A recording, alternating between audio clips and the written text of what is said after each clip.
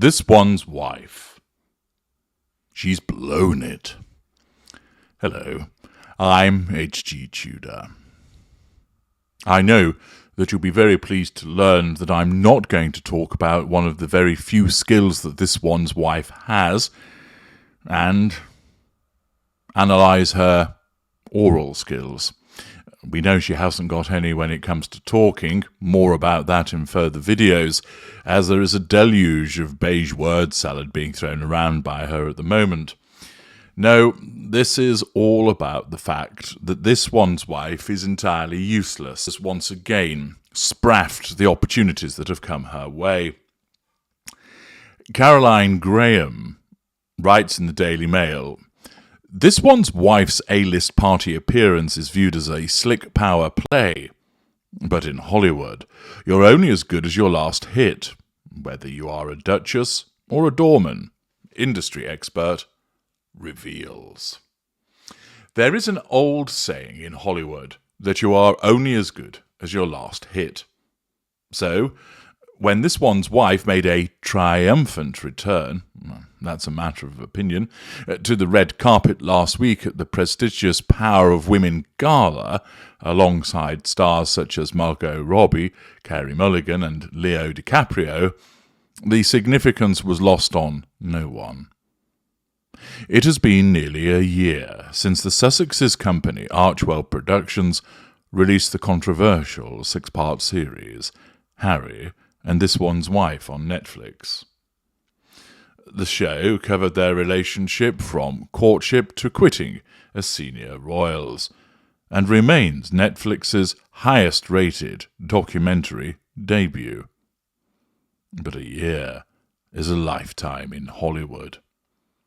Since that show, Archwell has struggled to find a follow-up hit, and we all know why that is. This one's wife is a one-trick phony. The only thing she can talk about is her association with the royal family. She has sweet Fanny Adams to offer in respect of anything else. A series about world leaders, Live to Lead, was a ratings flop. A show about Harry's passion project, no, not his building blocks, no, not his crayons, but the Invictus Games, named Heart of Invictus, was deemed worthy but dull by critics. This one's wife's children's cartoon series, Pearl, was cancelled, and then the couple's 20 million podcast deal with Spotify was canned ingloriously, with one executive branding the couple grifters.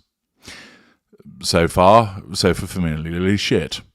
This all made this one's wife's surprise appearance at Thursday's power-packed dinner the more meaningful. The Duchess, 42, beamed, Richter's grin, as she told how she was thrilled to be back home in Los Angeles, adding, "We have so many exciting things on the slate. I can't wait until we can announce them, but I'm just really proud of what we're creating. My husband is loving it too, which is really fun." Now you may ask yourself, why is HG doing a robot voice for her when ordinarily he does that exaggerated Harry voice for this one's wife?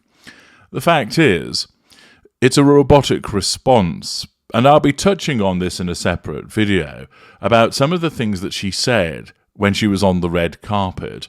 But that explanation there, we have so many exciting things on the slate, except I can't mention any of them, because actually there isn't, because I'm a talent-free nobody. But what I'm going to do is engage in future faking by telling you that there's something brilliant on the way, but actually there isn't. Future faking is regularly utilised by narcissists. It is the utilisation of something in the future in order to control the now. Sometimes the thing simply doesn't exist, and it's a lie that the narcissist is told, albeit where they're an unaware narcissist, they believe their own lie. An aware narcissist knows that they're lying and simply doesn't care.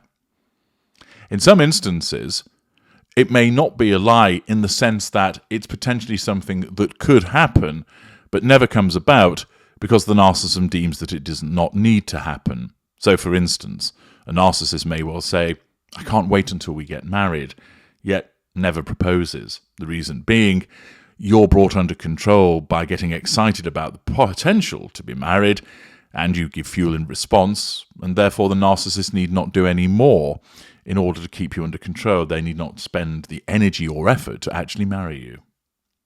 Here, this one's wife utilizes the prospect of future brilliant material in order to control the interviewer and audience in the now by suggesting that there's some really exciting things on the slate.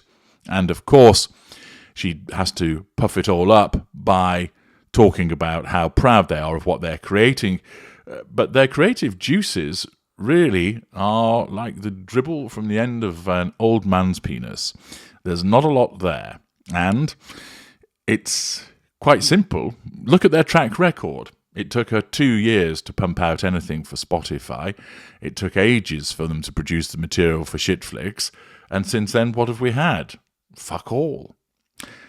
Continuing with the article, in a town where image is everything, this one's wife's solo appearance, casually elegant in a £1,250 one-shouldered Proenza Schüler gown, is the start of what the Mail on Sunday has been told is a strategic effort to relaunch her as a power player in her own right.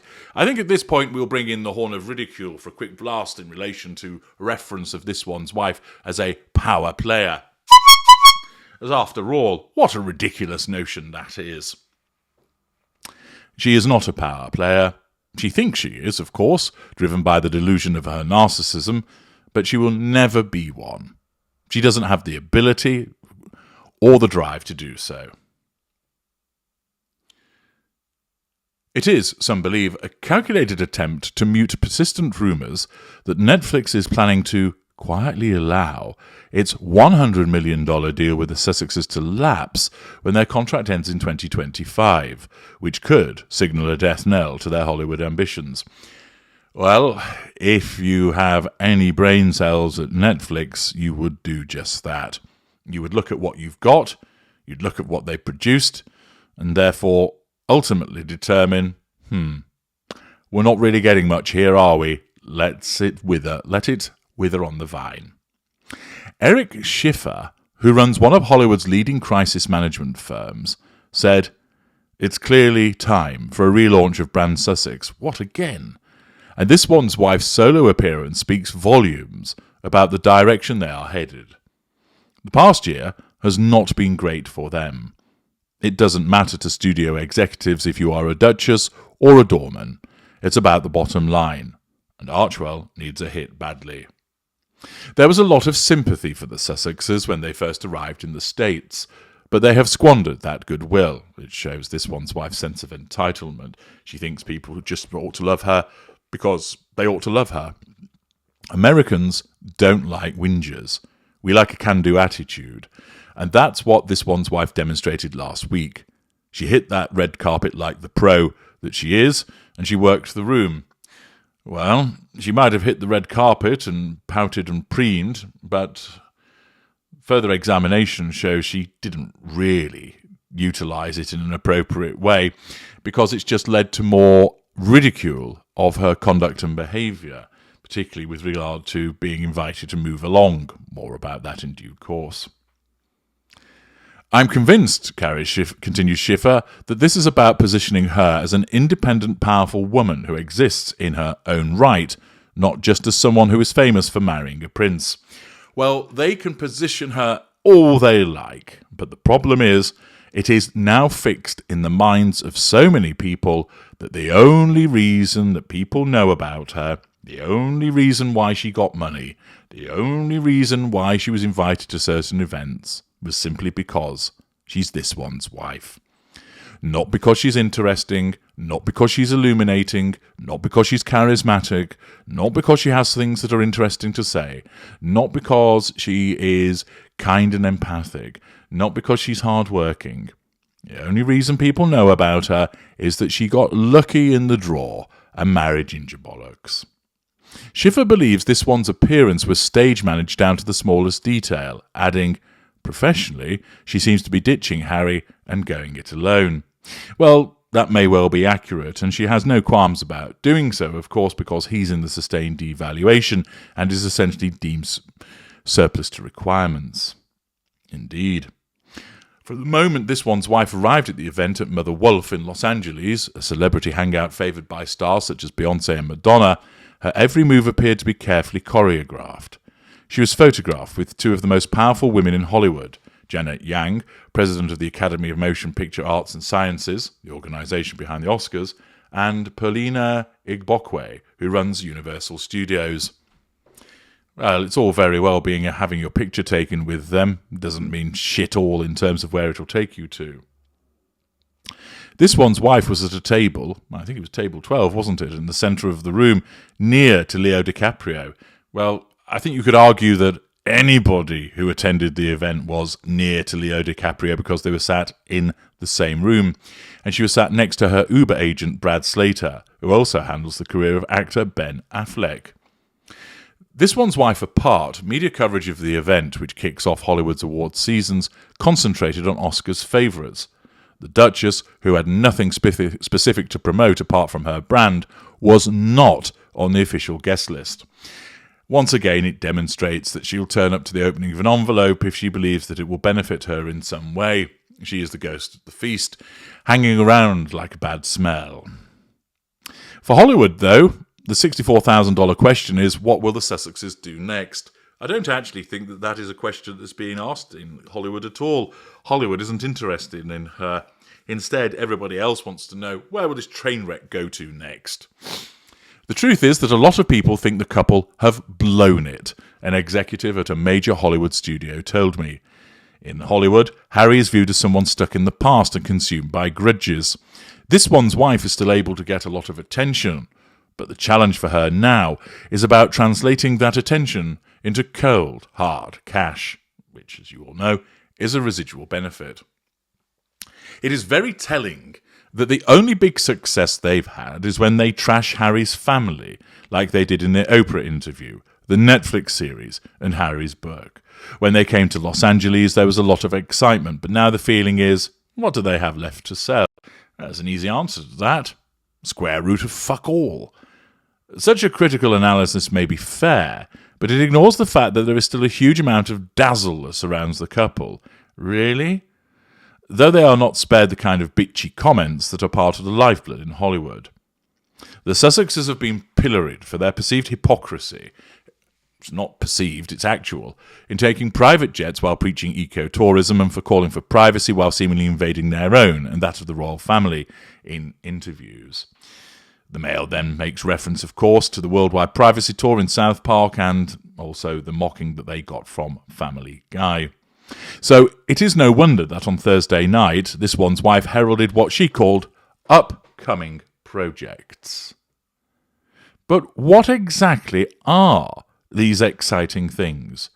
The world is no wiser than it was last year when she told The Cut, an online magazine, that she was returning to Instagram and was ready for her next act. She hasn't returned to Instagram. There has been no next act. There have been leaks, some claim by Team Sussex, which suggest that this one's wife is on the brink of major endorsement deals. Yeah, right. With companies such as Dior and Chanel. But none have yet materialised. Fact is, nobody's interested in her. Nobody finds her of any real use.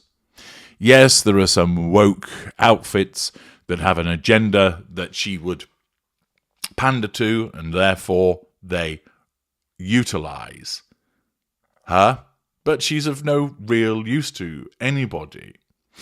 The article continues by explaining when she and Harry moved to LA in 2020, they had a meeting with California Governor Gavin Newsom, a potential Democratic candidate in next year's US presidential election, during which this one's wife expressed her desire to become more politically involved.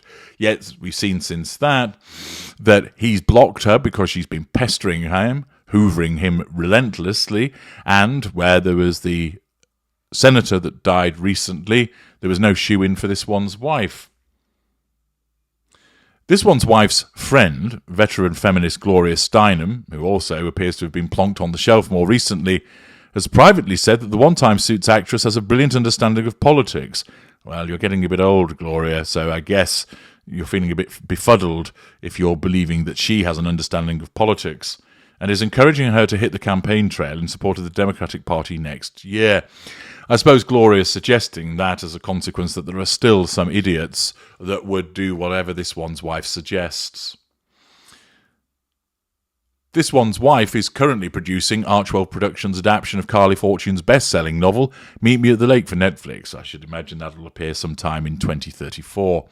Though in its early stages, this one's wife is said to be actively involved in all aspects of the project, from budget to casting, meaning she gets on some Zoom calls and tells people what to do, and they then ignore her because she's an idiot.